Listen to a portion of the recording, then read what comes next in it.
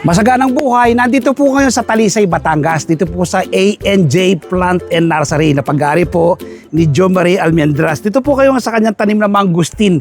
Tingnan niyo po yung tanim na mangustin. Napakaliit lang, bonsai lang siya, no? Nakatanim po sa drum. Tingnan niyo po yung mga bunga. Tingnan niyo po yung mga bunga. Diba? Bunga. Tingnan niyo po yung mga bunga, oh. Ayan. Alam niyo po, binibili nito kay Jo Marie 50,000, pero ayaw pong bitawan ni Jo Marie kasi nga po napaka-memorable sa kanya itong plant na ito, no? Nasa unaan po ng kanyang garden. Ayan. Pero meron po kayong mabibili nito na may bunga na rin na nasa drum din po ng ganyan, bonsai lang, ano? Kita nyo po, napakaliit lang yan pong bunga. Ito po yung mga binebenta ni Jo Marie na may bunga na rin. Ito, lalapitan po natin. Ayan. Ito, tingnan nyo po. Ayan. Tingnan nyo po. Ayan, may bunga na rin, oh. Ayan, may bunga na rin. So yan. Okay? Ang ganda po ng garden ni Jo Marie na to. Nursery niya. Ano po ito? May gitis ang hektarya dito po sa Talisay, Batangas.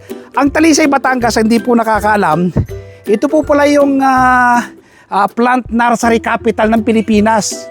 Hindi alam natin mga kababayan.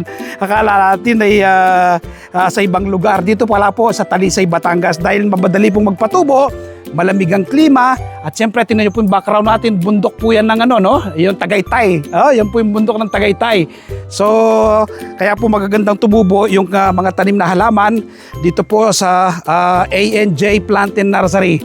Kaya this coming Sunday, invite ko po kayo na manood ng aming TV show Masaganang Buhay. Tiyak po ma-inspire kayo, ma-educate at ma-motivate kapag napanood po ninyo si Jo Marie. At yung gusto pong bumili ng kanyang mga tanim na halaman, i-message nyo lang po siya, A&J Plant and Nursery. Meron po din po siyang mga contact number doon. I-text nyo po siya, o kaya kung gusto nyo pong pumunta rito na personal, makita nyo po, o magpa-deliver, no? Meron din po siyang yung kanyang Facebook page, A&J Plant and Nursery. Nagla-live din po doon si Jo Marie. Kapag napanood po siya at may nagustuhan kayong alaman, pwede nyo po ipareserva kaagad yun at ipa-deliver po niya. I-deliver po niya doon sa inyong doorstep. Hindi na kung ayaw nyo na pong pumunta. Pero kung mamamasyal din kayo ng Tagaytay, tumuloy na po kayo dito sa Talisay. Bumaba lang po kayo. From Rotonda, meron pong daan. Mga 30 minutes, nandito ka na po sa A&J Plant and Nursery. Invite ko po kayo. This coming Sunday, mapapanood po ninyo si Jo Marie alas 7 hanggang alas 8 ng umaga sa 1PH Signal TV, Channel 1 ng TV5. Napapanood din po sa RPTV, YouTube at Facebook. At siyempre, ang inyong Magsasaka Reporter, mag-follow po kayo sa ating Facebook page.